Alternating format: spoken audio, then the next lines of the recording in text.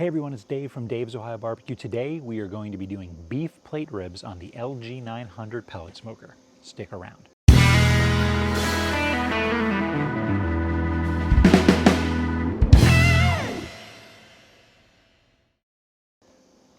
Now, I buy a lot of my meat from Costco. I've got a Costco like 3 or 4 miles from my house, so it's super convenient. The butcher there recently has been getting fancy and putting some cuts they usually don't carry. I found beef plate ribs there.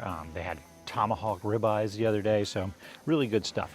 This is the way I like to cook beef plate ribs. 3 bones is usually the configuration you got. That means there's 3 bones running through it. Nice big thick piece like this. Okay? So first thing I want to do is get these packages open, dry these off a little bit, and then I'm going to get ready to trim them up if they need it, put a little rub on there.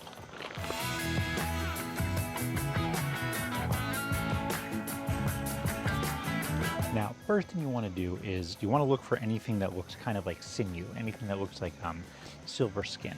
The fat and stuff in there, you can leave that because that's extra delicious. If it's super thick, if you think it's thick in some areas, you can kind of trim it back a little bit. But I'll be honest with you, I'm not going to really address the fat on the top here too much. Just get rid of any big old chunks. Because I'll be honest, this stuff is going to kind of render and it's going to baste through the ribs and it's downright delicious. So I don't really want to take too much of it off because fat is flavor, people. All right, but there is an area right here. Looks like there's some, little silver skin on there. I'm just going to run my knife underneath it, see if I can get some of it to come off. Again, this will not render. So just try to get it off best I can. Beef ribs have a membrane on the back, just like pork ribs, but you don't want to take this membrane off because it's kind of what holds everything together. There's really no meat on the bottom side anyway, so you don't really need to worry about it. It's going to hold it together, all the meat's on top. You can season this, I'll season this lightly, but I'm not going to waste too much of my rub on it because it is basically like a sheet of plastic going over the ribs here. These are some nice looking ribs.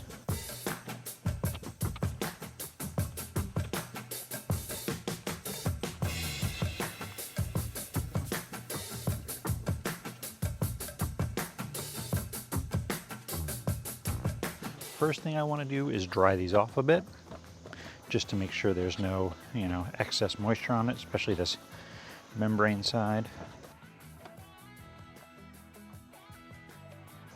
All right, so now for seasoning these, you could go straight with a rub. Most people do. I like to put a little bit of a binder on there. Some people have used hot sauce, I've seen. Olive oil I've seen used a lot. Regular yellow mustard I've seen. I'm gonna use this. This is Stadium mustard. If you are in the Northeast Ohio area, you definitely know what this is. This is our preferred mustard for all sorts of sporting events. I'm gonna put a thin layer on there. It doesn't really affect the flavor, helps the rub stick a little bit, maybe adds a little bit of tang to it, but nothing too crazy.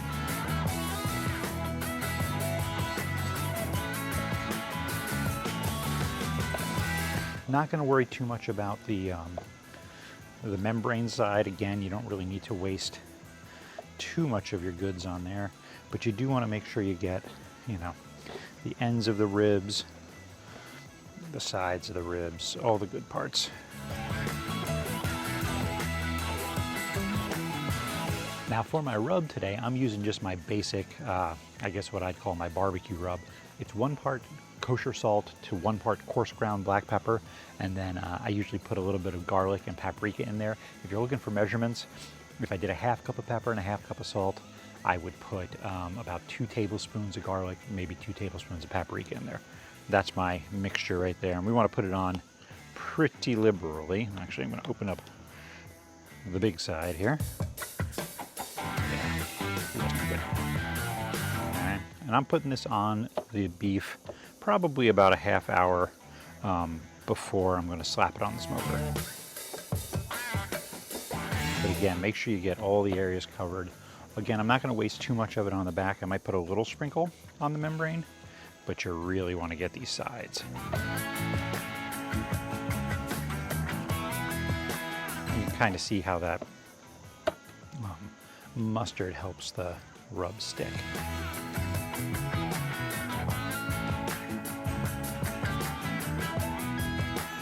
Again, I just might scoop up some of the extra here that fell in the pan and just kind of give the bottom a little bit of a rub, but like I said, I'm not worried too much about it because it's really not going to get through there. All right, I'm going to let these sit for about a half an hour. They'll start getting that kind of wet look on them. Then they're going to go onto the smoker.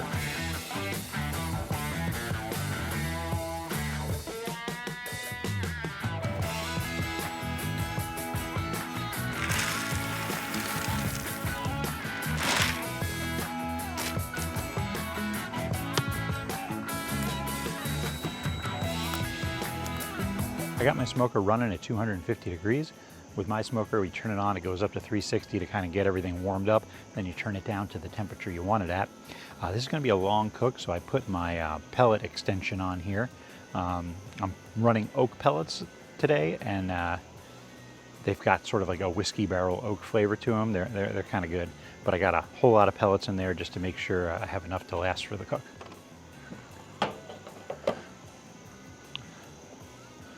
All right, the smoker's all to temperature. It's at 250 degrees. You see it's got that nice clear smoke running there. I'm going to put these meat side up. I think I'm going to put them maybe like this and like this, all right? Close the lid, and they're going to sit on there at least for the first hour, hour and a half before I even take a look at them. Once I do get to that hour mark, I'm going to check every hour or so, and I'm going to spray them with a mixture of water, apple cider vinegar, and a little bit of Worcestershire sauce just to give a little beefy taste to it, and keep them going until they're done. So how do you know when these beef ribs are done? You want to cook them to about a temperature of 200 degrees, 200, 205 in that area. But you're really looking for the feel. You want to take your probe thermometer and you want to kind of, poke it through there. It should feel really soft. People say like melted butter, like Jello or something like that. It should go through really easy. That means all that fat inside has rendered, and it's in there in a gelatinous kind of almost liquid form. That's what gives it that really, really soft feel.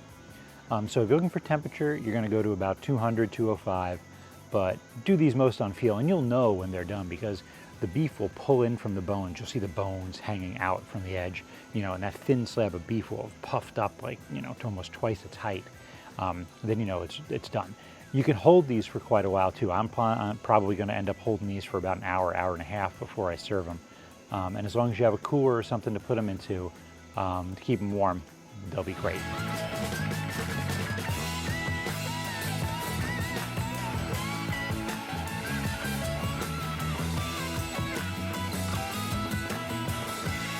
So one interesting thing about these beef ribs is they hit a stall, which I wasn't expecting.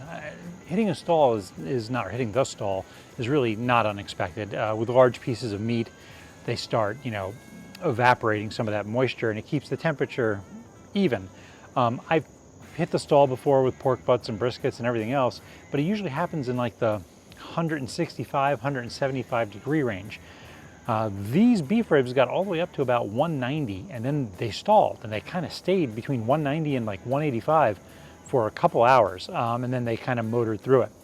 One of the ways you can get around that is you could wrap these beef briskets with butcher paper, that peach butcher paper you see everyone use, or you could even do it in foil if you want. I'm not, I am a fan of getting a really crusty bark on the outside, so I tend to leave stuff unwrapped for the whole cook. But my stall, it took a while I started getting nervous at the end because it was stuck at like 189 for a solid, I don't know, felt like 2 hours, but it was probably more like an hour and a half. But then it started chugging pretty quickly up to the 200 mark. So keep your eye out for that.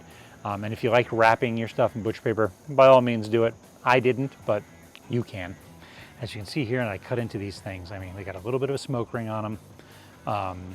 They are super juicy. I mean, it's like brisket on a stick, basically. It looks really good. The bark formed really, really nicely. Everyone agreed they were the perfect summer cookout food. They are just so rich and delicious. Like, decadent is not a word I use for barbecue often, but these things are decadent.